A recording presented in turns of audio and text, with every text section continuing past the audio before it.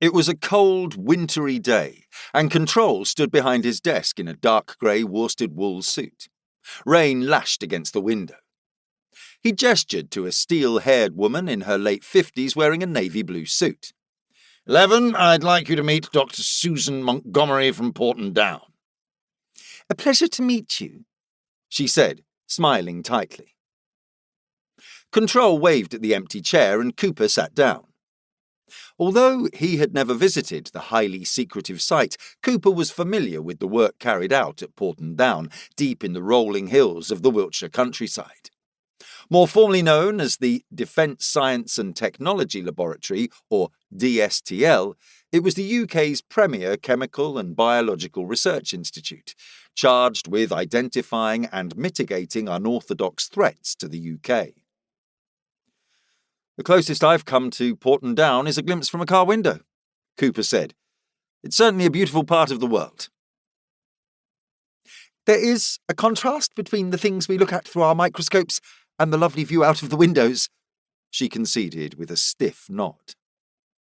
My team in particular looks at the next generation of biological weapons, both those developed in laboratories and those that occur spontaneously under natural conditions.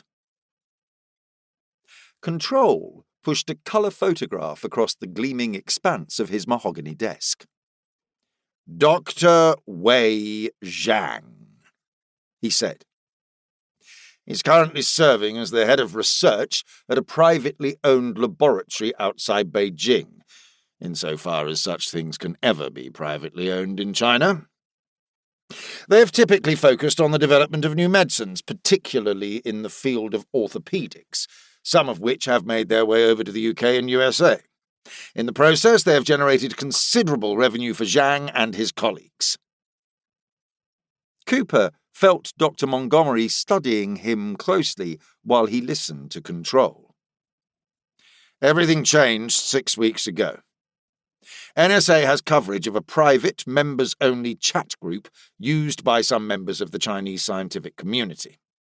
They share ideas, swap suggestions for funding and grants, report back on foreign conferences they've attended.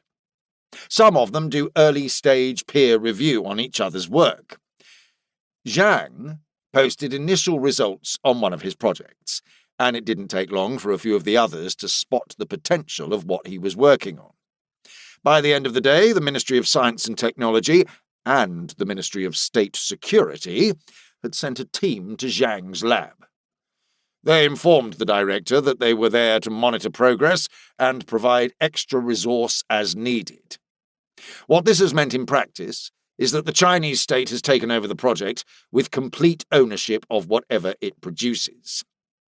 Every member of the chat group was visited over the next 24 hours by Ministry of State Security muscle and informed in no uncertain terms that they were to forget they had ever seen Zhang's post.